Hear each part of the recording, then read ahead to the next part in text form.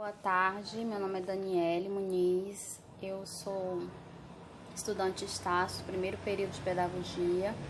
Estou aqui para apresentar o PCC de História da Educação Prática como componente curricular. Eu escolhi esse livro, História do Mundo para quem tem pressa, mais de 5.000 anos de história resumidos em 200 páginas.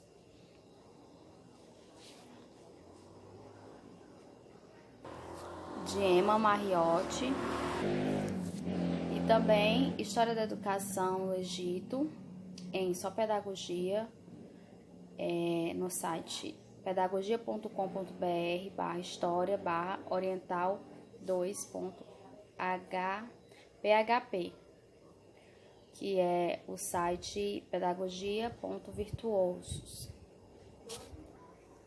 Vou falar um pouco sobre o Egito, como era a educação no Egito Antigo e também a educação dos hebreus. Bom, o período oriental, para os egípcios, as escolas funcionavam como templos. E em algumas casas foram frequentadas por pouco mais de 20 alunos. A aprendizagem se fazia por transcrição, que era transcrições de hinos, livros sagrados, acompanhados de exortações morais e de coerções físicas. Ao lado da escrita, ensinavam também aritmética como sistema de cálculos complicados, problemas de geometria associados à agrimensura, conhecimentos de botânica, zoologia, mineralogia e geografia. O primeiro instrumento do sacerdote intelectual é a escrita, que no Egito era hieroglífica, relacionada com um caráter pictográfico das origens e depois estilizados em ideogramas ligados por homofonia e por polifonia. Em seguida, por contrações e junções, até atingir um cursivo chamado hierático e o seu uso no cotidiano mais simples. E, finalmente, o demótico, que era uma forma ainda mais abreviada, que se escrevia sobre folha de papiro com um cálamo embebido de carbono. Ao lado da educação escolar, havia a familiar, que atribuía primeiro à mãe e depois ao pai, e dos ofícios que se faziam nas oficinas artesanais e que atingia a maior parte da população. Este aprendizado não tinha nenhuma necessidade de processo institucionalizado de instrução, e são os pais e parentes artesãos que ensinavam a arte aos filhos, através do observar para depois reproduzir. Os populares também eram excluídos da ginástica e da música, reservados apenas para a casa guerreira e colocados como adestramento para guerras. Já o povo hebreu, o principal legado que os hebreus deixaram foi no âmbito religioso. Eles foram os primeiros povos a adotar o monoteísmo, ou seja, a crença em um único Deus, e também se destacavam pela literatura do Testamento, que é a primeira parte da Bíblia.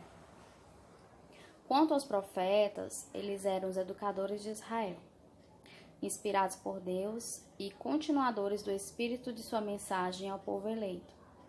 Devem educar com dureza e castigar e repreender também com violência, já que as suas denúncias são em razão de um retorno ao papel atribuído por Deus a Israel.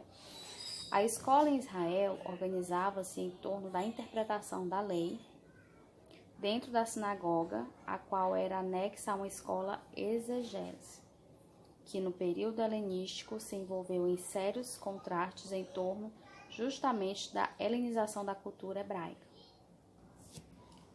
O nascimento do cristianismo. Então, por volta do ano 30, um carpinteiro judeu chamado Jesus, que vivia na cidade de Galileia, situada na Palestina judia, então província romana, começou a pregar sobre Deus, a quem todos deveriam obedecer. Seus ensinamentos se tornaram populares e Jesus logo conseguiu muitos seguidores, 12 dos quais, conhecidos como apóstolos, escolheu para difundir sua mensagem. Jesus falava de um Deus compassivo, misericordioso, um Deus de todos os homens e raças, para quem os princípios da caridade, da humildade, da sinceridade, esperava os da cerimônias rituais. Então, Deus que superava o das cerimônias e rituais. Os seus ensinamentos colocaram em conflito com as autoridades que ouviam e com o subversivo político e social. Em Jerusalém foi condenado à morte pelo Sinédrio e a mais alta corte judia, que o levou até Pôncio Pilatos, o governador romano, que determinou que Jesus fosse crucificado. 3 dias depois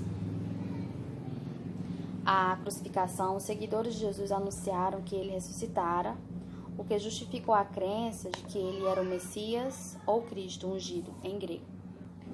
Ao longo dos